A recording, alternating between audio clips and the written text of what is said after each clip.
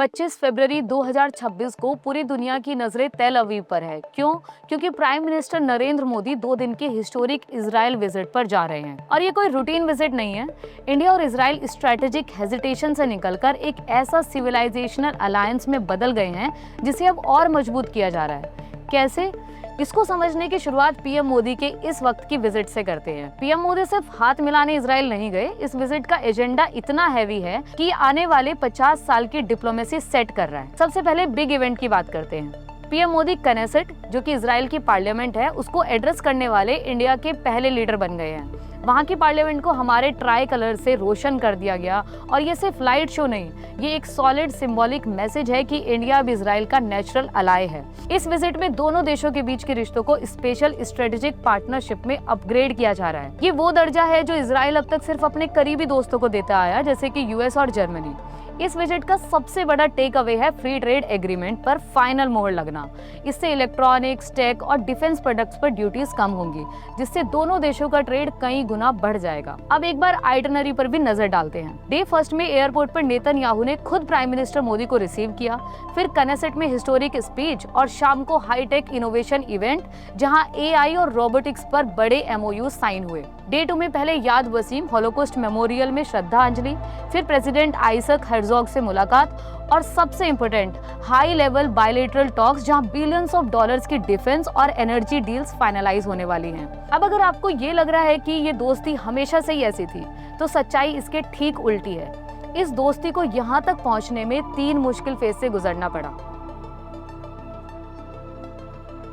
आजादी के बाद नेहरू जी के टाइम पर इंडिया ने इजराइल के बनने का विरोध किया था। हम चाहते थे कि पैलेस्टीन में एक सेकुलर स्टेट बने जहां ज्यूज माइनॉरिटी हो। 1950 में हमने इजराइल को रिकॉग्नाइज तो किया, लेकिन दोस्ती डिस्क्रीट रही, यानी पर्दे के पीछे। हम अरब वर्ल्ड और पैलेस्टीन के पक्के दोस्त बने रहे। असली बदलाव आया 1992 में नरसिम्हा राव गवर्नमेंट के दौरान, जब पहली बार फुल डिप्लोमेटिक टाइज शुरू हुए। लेकिन दोस्ती का इम्तिहान हुआ 1999 की कारगिल वॉर में।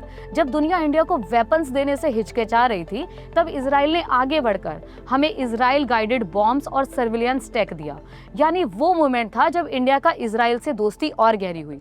फिर 2003 में एरियल शरोन इंडिया आए और बुनियाद और मजबूत हो गई। और 2014 में तो पीएम मोदी ने आकर पूरा गेम ही पलट दिया। वो डी-हाइफनेशन की पॉलिसी लाए, मतलब हमारी पैलेस्टीन से दोस्ती अपनी जगह, लेकिन वो हमारी इजराइल से दोस्ती के बीच नहीं आएगी। 2017 में मोदी जी पहले इंडियन पीएम बने जो इजराइल गए और उन्होंने वहां जाकर पैलेस्टीन का टूर स्किप किया। ये एक बोल्ड डिप्लोमेटिक शिफ्ट था। अब ये दोस्ती सिर्फ बातों में नहीं, ठोस डील्स में दिखती है। डिफेंस के मामले में इंडिया इजराइल का लार्जेस्ट कस्टमर है। हमने बराक 8 मिसाइल्स और फैल्कन रडार लिए हैं। लेकिन इस विजिट में सबसे बड़ी बात हो रही है सुदर्शन चक्र की।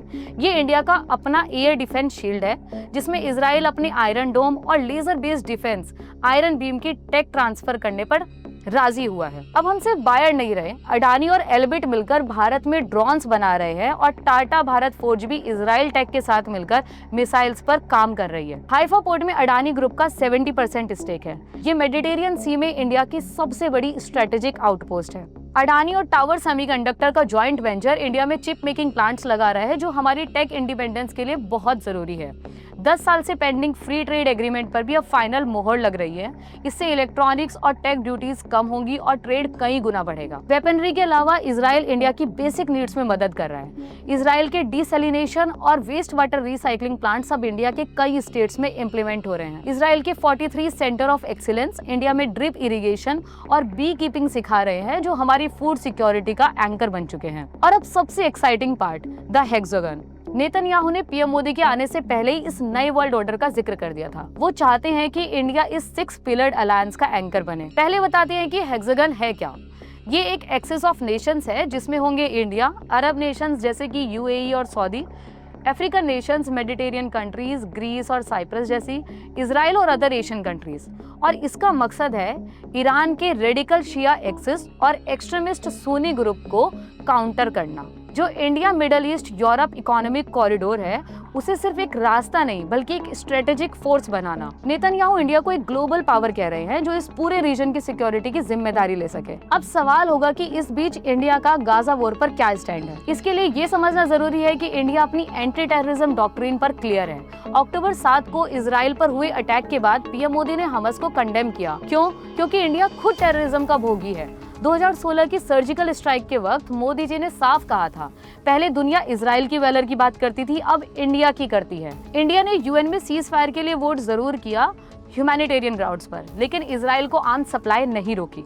जब इजराइल में लेबर की कमी हुई तो इंडिया से हजारों वर्कर्स गए वहां की इकोनॉमी को सपोर्ट करने। अब ये दिखाता है कि हम हर हाल में इजराइल के साथ खड़े हैं।